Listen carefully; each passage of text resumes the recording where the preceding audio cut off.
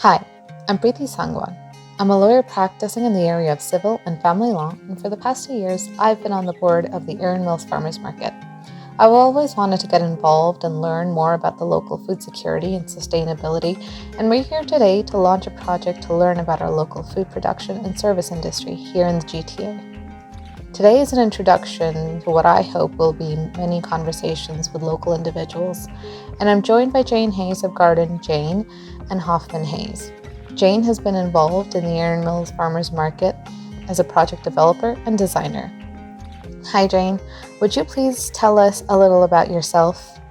Hi, Preeti. It's great to be here. So, I have been a designer and a community developer on the project since 2013. It was a partnership with the Daniels Corporation, who's a local developer. They owned two kitty corner lots at Erin Mills and Eglinton Avenue West. And Daniel Hoffman and Daniel was a social worker farmer from the Cutting Veg, and me from Garden Jane decided we would work together to help them engage the community and help them start a farmer's market. However, it was a muddy field and the market needed some context. And so we needed to think about how to make that work. And we ended up growing community gardens around the market. It was quite an intense process. There were 400 people involved in that first year, and there was hardly anyone living around there. So it was quite a piece of work. What was really cool about it is that over, about a year later, the developer realized that their goal was actually to build community before the community moved in. This was a big moment for everybody. The area is slated to have about 4,000 people living there, and about half of those folks have moved in now. So my role 8 years in changes every year, but I'm primarily focused on building a regenerative, i.e., a healthy and resilient community in Erin Mills and beyond. That's really exciting, Jane. Jane, you and I have been working together on the Erin Mills Farmers Market board for the past 2 years. The Erin Mills Farmers Market has a vision to grow interconnected, resilient communities rooted in healthy urban food systems. We've been talking about taking another step towards our vision through interviews with people who are working in or working to change the food system. Could you tell us a little more about why this project is important right now?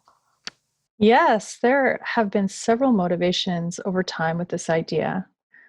On a personal front, I've long had an interest in documenting the insight and knowledge of people in the field. Interviewing is such an opportunity to learn about and share what the local food system network looks like as it's attempting to get healthier and more resilient. While this project was being built, others were helping build a map of projects across Ontario with many dozens of projects, including the Erin Mills Farmers Market. And these were all basically community regenerative projects.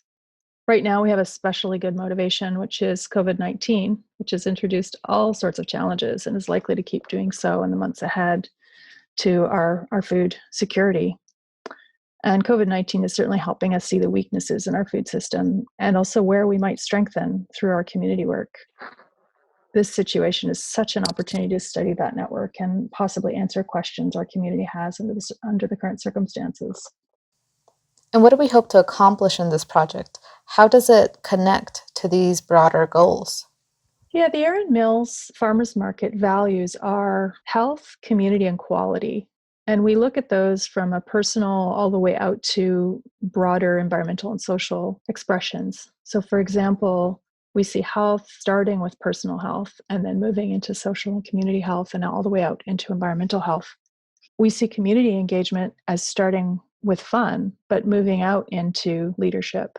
And then quality, we're really interested in quality food, of course, but we're also looking to have quality experience and then moving out into quality relationships, diverse quality experiences, and sustainable ones as well. So we go from simpler to more complex. And personal stories really help us connect and learn about all those points along the way and those values. I'm going to give you a personal story as an example. So Gabby joined our project a number of years ago as a gardener, and she just, came by and planted a willow dome with us and got into it just quietly on the side, not really a lot of fanfare, just engaging. And she found a great deal of personal joy in the gardens, and it was really great to see that. And she had an epiphany at one point, and she decided she was going to study holistic nutrition. And then a little while longer, decided she actually wanted to start to become a vendor at the market. And eventually she decided she wanted to be the market manager.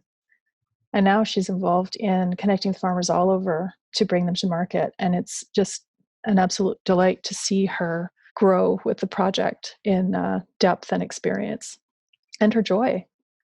So this is one story of many, and we hope to learn and share insights from people like Gabby about our local food system and really to encourage discussions around and support of healthy food access. Under the current circumstances, it's certainly pressing that we do that. These stories are wonderful and so fun to listen to. Gabby's built a whole community around her work. What can learning about her and others like her bring to the Erin Mills and Greater Toronto Area communities? I'm going to answer that on a personal level first. For one, hopefully listeners will be a little more knowledgeable about where food comes from and how it moves from field to table or from seed to table even. Hopefully it inspires good eating and growing and getting to know local farmers and other food system workers.